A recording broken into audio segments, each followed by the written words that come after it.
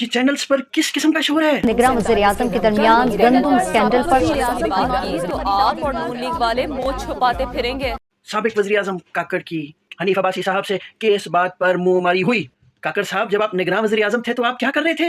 اگلی دفعہ نگراں وزیر اعظم بنیے گا تو یونیورسٹیز میں چکر لگانے کی بجائے کام کر لیجیے گا۔ السلام علیکم یوٹیوب ویورز، میں ہوں آپ کا اپنا فروخ استاد اور آپ لوگ دیکھ رہے ہیں ایف کے 3 اسٹار۔ یہ ایف کے ساتھ 3 اسٹار کیوں ہیں یہ بھی انشاءاللہ تعالیٰ کبھی بتاؤں گا۔ تو آج فروخ استاد کے ساتھ ہوگی ایکس وزیر اعظم، نگراں وزیر اعظم انوار الحق کاکڑ صاحب کی کلاس۔ ویسے تو میں نے معروف اینکر کامران شاہد کی کلاس لینی تھی، لیکن بہرحال تھوڑی سی قسمت ان کی اچھی نکل آئی، تو پہلی کلاس ملاحظہ کریں۔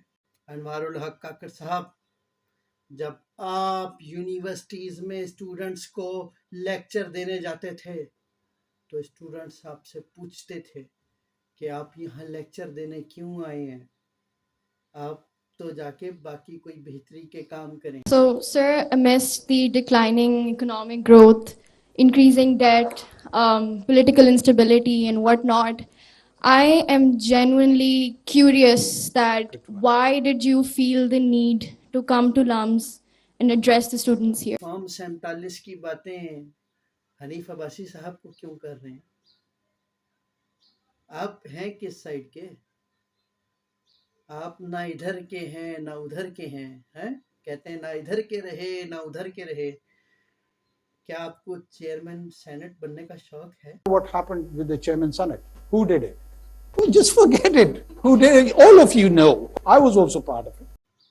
اگر آپ کو ایک دفعہ پھر موقع ملا نگراں وزیر اعظم بننے کا تو کیا پھر دوبارہ یونیورسٹیز میں جا کے بچوں کو بھاشن دیں گے یا کسانوں کی گندم پہ نظر کریں گے کہ گندم کدھر سے آ رہی ہے اور کدھر سے جا رہی ہے؟